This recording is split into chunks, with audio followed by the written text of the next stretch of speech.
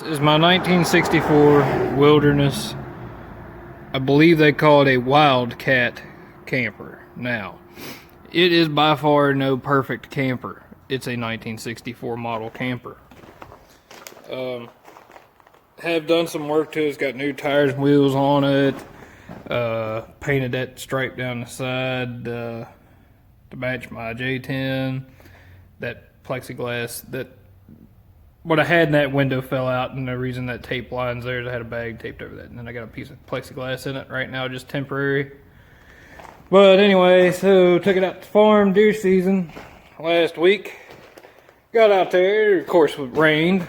Also, this is the biggest thing I've done to modify this camper to date. This is a door off of a 2007 model camper. My friend Billy and I put that on when I got back from Germany about a month ago. Greatest thing ever. Made the biggest difference in this camper ever. But anyway, went out deer hunting. Of course it rained. Always gotta rain. Discovered, had me a new small leak. Left the camper out there for the rest of the week. Didn't know if I was going to come back or not. Excuse this in here. This is a mess. Had a leak around the roof vent there, and that happened in a week. So I got a new roof or vent. That's the beauty ring there, and I'm gonna work on getting this torn apart today. And then I gotta get some glue on, and it won't be pretty when I get done, but I want to replace that piece of glue on in the ceiling. So anyway, stay tuned. We'll get this put in. Doing the outside portion of this first. Done committed the ultimate sin.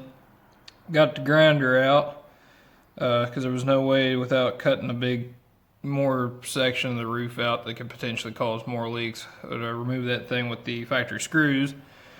Plus they're them little figure 8 screws, and I ain't got one of them bits. So we cut it out with the grinder. There be what's left of it. Got the new one here, got the sealant tape around it. And then tell you what we're gonna also do, we're gonna also caulk the living absolute heck out of it because my roof's not perfectly level. And get that thing down on there, and then we had to go to the hardware store and get some longer self-tapping screws because whoever this is that's selling this on Amazon said it included screws, but it didn't, so I got some really long self-tappers. They're 1.5 inches, so I was wanting 1.25 inches, but grabbed the wrong box. They'll work. If they poke through the other side, fuck it, I'll cut it off. So anyway, that's where we're at with the camper top. So we're going to get some caulk out, get the caulk in this, get this put on here. Then got to crank the living heck out of the electric heater on the inside. I want to get it good and hot, that way it dries. So I'll catch you up whenever we're putting the screws in it. Issue. I bought 2 tubes of caulk whenever I went to the hardware store, which is 20 miles away. Second tube of caulk was hard as hell, wasn't no good. As you can see, like I was saying, I was concerned. That's why now the sheet metal screws will pull that up, but ain't quite level. So what I'm going to do to get an initial seal, there's a sealant tape that came with the thing and a bead of caulk back in there anyway, and that'd probably be good enough. But as you can see, I'm a firm believer in if you put enough freaking silicone on it, it ain't going to leak maybe. So I'm going to shove some RTV back in there, and then I'll put a bead of caulk around it on the outside. Once I get it all screwed together, I'll stop tomorrow on my way home from work and get another tube of silicone. So yay, fun deal.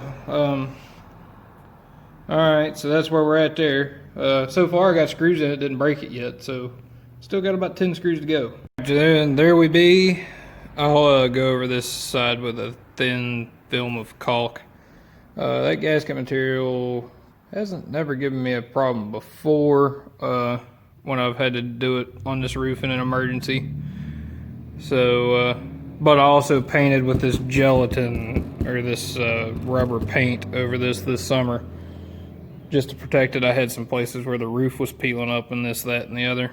But it's an old 50-year-old camper. It ain't going to be perfect no matter which way you cut it.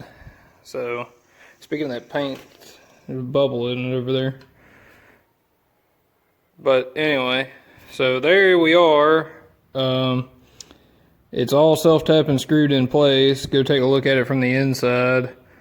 And then I gotta get some heat going in here, get this caulk to dry. Don't want it to be crappy.